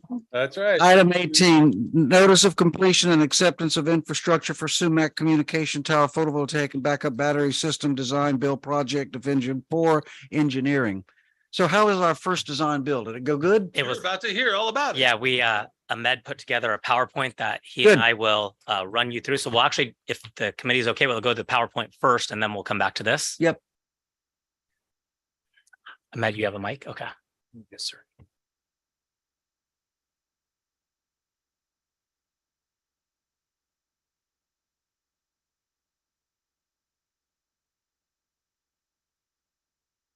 While we wait, it went phenomenal. Now, if we could just get Alfred to let us do more projects that way. It's in, yeah, exactly. It's the state water code. Well, Yeah. no, it's just Alfred. Oh, everything's legal until you get sued. Right, right. All right, take it away, Ahmed. He is the point of the spear, okay? Right. Right. So the Sumac Communications Tower and the photovoltaic and backup battery system Photovoltaic. in Division 4, our solar system. So we put this presentation together.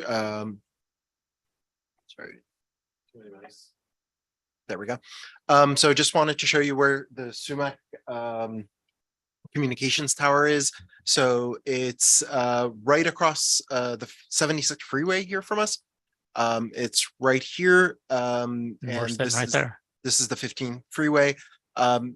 So all of our, and this is the actual project site where it was happening. This is an old reservoir that's no longer used at the district anymore. And this is where the project is. So I'll go to the next one. You could actually see it from here. You look due north, The tower panels. The panels. not the panel. Yeah, you can see the tower. You see the tower. Oh, you can see the panels too. Oh, okay. They're huge. Okay. This is the one we visited, right? Correct. On the tour. Yes. The one with the crazy old. But before the project had broken ground. Did that, yeah. Yep. Okay. Exactly. So this is a picture here with one of our colleagues, Ed. He's standing next to the two towers. And the biggest problem with this project, well, before the project started, was with these two towers, is that they're the district's main communications. So because of our location, we cannot access any of our sites directly.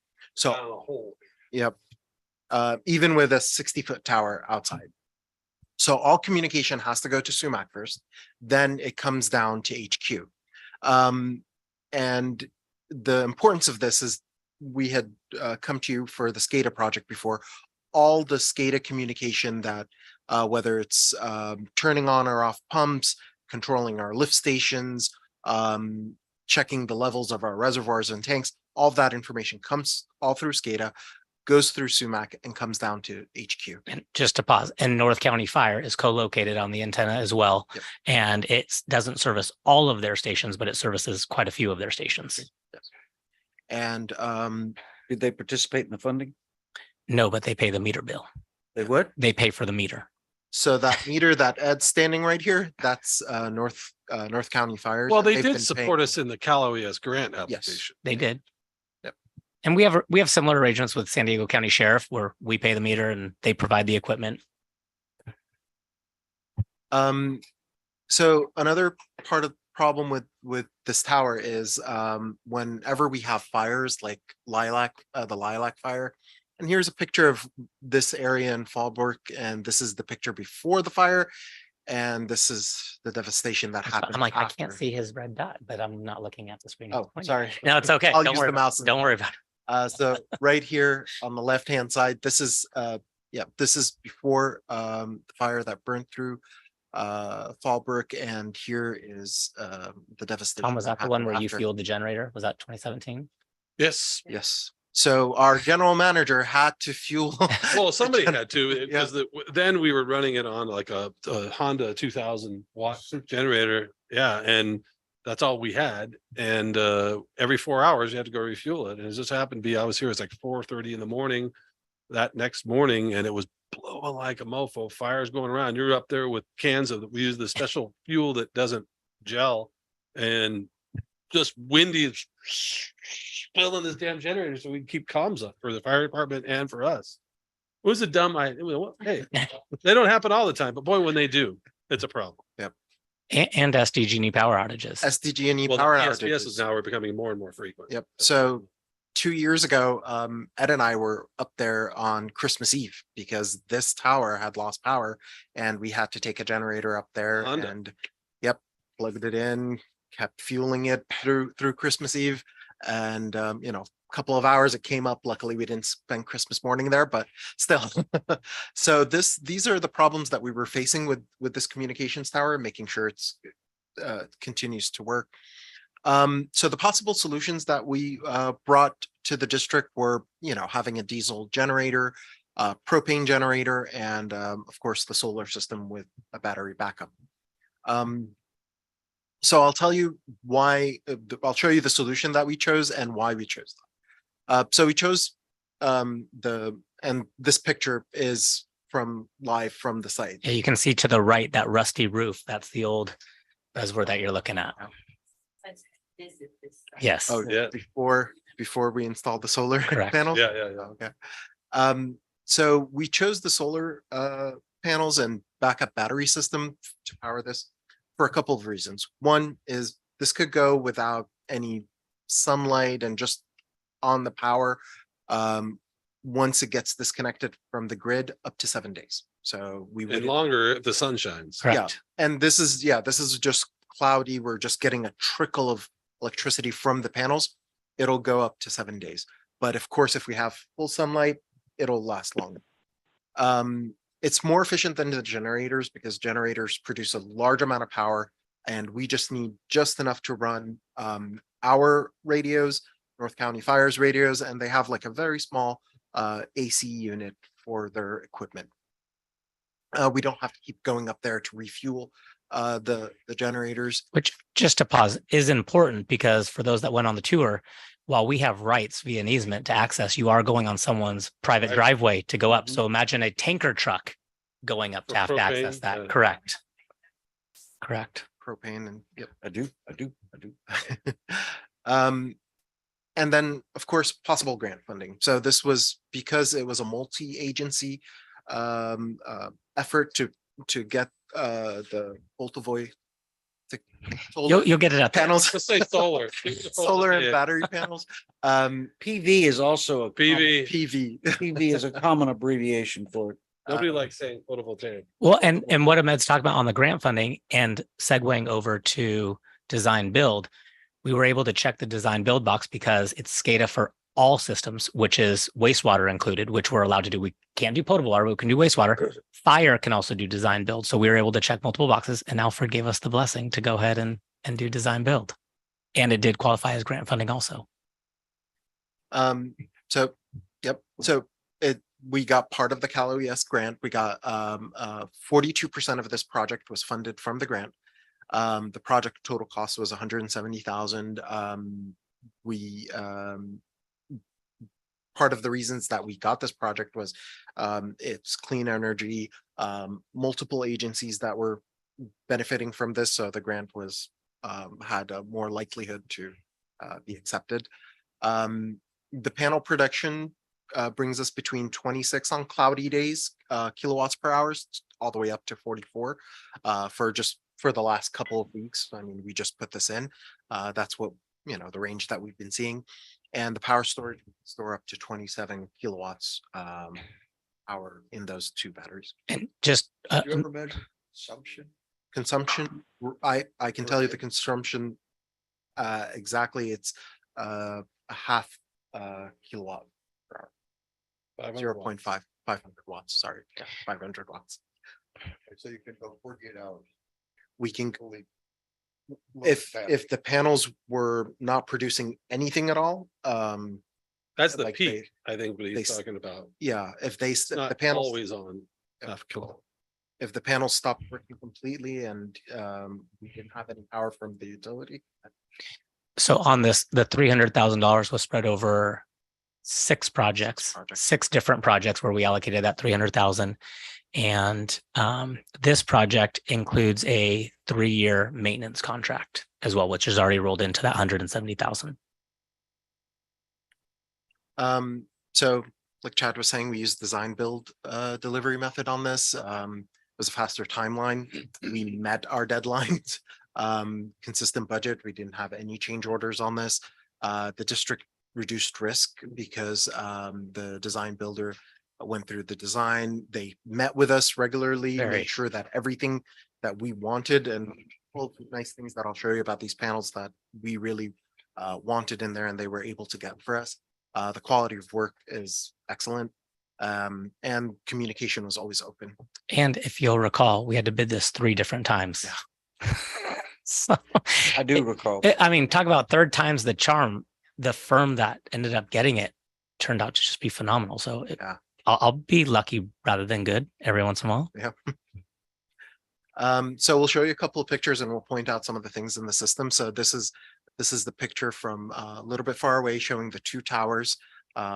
one. Mom had a really big ladder. I was just say I jumped really high that day. I was flying it over the weekend and I just took a It's a picture. drone. And, It's a drone, I'm sure, right? Yeah, Yes. It's a drone. and, there was no place out there. and Yeah, this that's is, at the top of the hill. this is the second tower right here. These are our 16 panels. They gated it so that we wouldn't get any damage by any mischief or anything there. Here's a closer picture with the panels right here, and the two towers in the back. And here's the from the back, and I'll go through each one of these components. Of course, these are solar panels here from behind. They have modular inverters. Inverters, yeah. Microinverters. Yeah, we love those because if one goes down, it doesn't take the whole system down with it, and at the same time, it's less cost to replace. We have here a panel monitor. So with the maintenance that Chad was saying, they actually have access to this, and if any of the panels start producing really low amount, or if it reports any errors or damage, then they know about it and they come and replace it. And one of the things that they told us was they wanted to make sure that we got this connected within the first week to the internet, so that we are able to so that they are able to monitor it and detect any problems that happen. On the right hand side, this is the view that we get from the arrays, from the panels, and here you can see each panel's production, total produced at that time of day, and the total lifetime production. Can you go back one slide? Yes, sir. One more? Another. There. Bob. Do you like that fence better than the one that they put over by your house? That's not as secure as what we had. Huh? I was gonna say Bob's has Need a little. razor Bob's wire. has razor wire around Yeah. his. Yeah, razor wire, Just- man. When I saw that fence, I was thinking of you. This isn't a high frequency Yeah. problem because they gotta go up Right. Mrs. Jones's, whatever. her name Yeah, is. you're not, if someone wanted to climb the slope, they're going through a couple backyards. Oh, boy. It's a steep That's a slope. steep slope. You haven't seen it. This is a unique. Location, yes. We haven't had any problems because I mean, there hasn't been a bunch of stuff in that old crazy place. You think homeless people are in there, but they don't even know it's there. Right. A little bit isolated. Quite a bit. Security Even- by even obscurity. The roads going up, those of us, it's like in a neighborhood. It's very different. And would you go never up a driveway right past somebody's front door. Yeah, To get there. You would never think it would be there. we like it that way. Yeah, it's the first time I saw this. Oh, boy. So the second piece of equipment right here is the battery monitor. So the panels aren't from Tesla, just the batteries are. So Tesla keeps track of the batteries as well, and they monitor it if there's any damage or any equipment that needs to be replaced. So here is from the Tesla application. You could see the 5 kilowatts that are being used by, it says home, but by the tower. The production at that time was 3.3 kilowatts. And you'll notice that the battery here, the battery says 0 kilowatts at 100%. So when we first put the system, it went to default where 20% was for backup, 80% was to keep the electrical bill down. That's not our concern here. Our concern is to have 100% backup. For 7 days. Yep, for 7 days. So we changed the setting on that. So now it's storing 100%. It's not, Well, it won't export any power and it'll maintain the batteries at full charge Yep. readiness. But in the way, if you're trying to save money, you'll run your batteries down in the evening or with a peak cost time. peak So cost time. we're keeping those buddies topped off. And it's the fire department's bill. But here you can Yeah. see that the batteries are fully charged. It's pushing 2.8 kilowatts at the grid. It's producing 3.3. And the fire department will save that. So you're using 12 kilowatts a day consuming on the site. I don't know the exact, Or is about 12. if that's constant. Yeah. So I don't know That that. was constant. Yeah. And you got a charge of 27 max on the battery or 28. So you can go for full 48 hours with No sunlight. sun at all. And no utility power, yes. Right. which you need to do with SDG&E. They've cut Right. my power off 5 times. and Oh, yeah. and Oh, one it time does. for almost a week. September 2009. I remember. So here's, so this shows the battery monitor. And here are the 2 Tesla batteries that we have up at the site. And those are the ones that are saying produce 27 kilowatts. And Yeah, well, any questions on the presentation? No? Okay. Not at all. And I am so glad we were able to do this way. Yeah. Very much so. Staff as well. Right. It worked out well. I just had a long conversation with 2 people from Anderson Burton, the firm that did this, just looking for more work. And so I said, we're one of many member agencies in San Diego. They're based out of Central California, the San Luis Obispo area. But I had a long conversation with them and thanked them for their work. Let them know that the notice of completion is scheduled for our May board meeting. Dom will let me know if we have enough consent calendar items. Sometimes these have to be taken off consent if it's the only one. She'll let me know. Well, I think this project is obviously has Huge been a good success. Yes. And unless there are other questions or comments, I'd like to move that we support the staff's recommendation. And Second. did Helene? Second. Okay, good. Okay, so roll call, Dawn? Member Brazier, Aye. Member Johnson. Member Marnet, Aye. Member McKesson, Aye. and Member Nelson. Aye. Thank you. Okay. Next item, getting close to the end. You have to leave. I do. Okay. Thank you. I apologize. I was moving. All right. Thanks, Julie. As needed. Yep. So Yep. in right on cue, it was Geotech for this very project. And Ewan Morris who did that for us. Yep. I see it. And that was the only one. 9,700, that's the only piece of work we triggered, and I see the report has been slimmed down to reflect the cancellation of all the old Correct. projects, contracts, and beginning to load up the new ones. Correct. Anything from you, Steve? Yeah. And I mean, Bob? Chairperson Nelson, Yeah. if the committee ever wanted to go back in I our know. spreadsheet, it's just all hidden rows and columns. Right, We don't right. delete anything. Right. I understand. So I think that leaves us at a list of suggested agenda items for the next scheduled meeting. And the only thing that I really see is probably you'll have more to say about the groundwater study, I'm guessing. We are 'cause- expecting to 'cause have you- a presentation from the consultant. Yeah, because we will meet with, the workshop is June 1st. And so we'll meet the following, with this committee the following week. Because it's in preparation for the June board meeting. Yeah, so June. We meet like on a 7th, Thursday, the 1st. And that with The the, 7th. So it'll be the 7th or something. Yeah. Yeah. And and Tom, do you think there'll be anything more on detachment by then? Well, if June 5th is the meeting, we're Okay. meeting on there. All right. Something. That's right. You did say June 5th. The Water Authority, I just saw an email. They were shocked to hear that LAFCO would only give them 7 or 15 minutes. not 2 hours. And I'm Yeah. guessing, They right want at now- least an hour. and I'm guessing right now you're happy with whether it's 7 or 15, you don't care, right?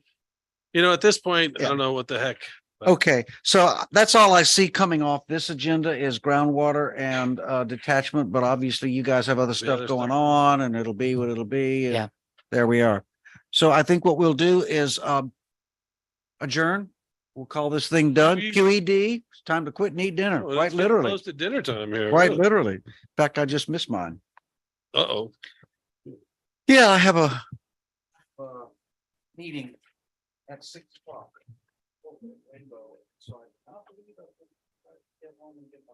Hmm. Yes. you should-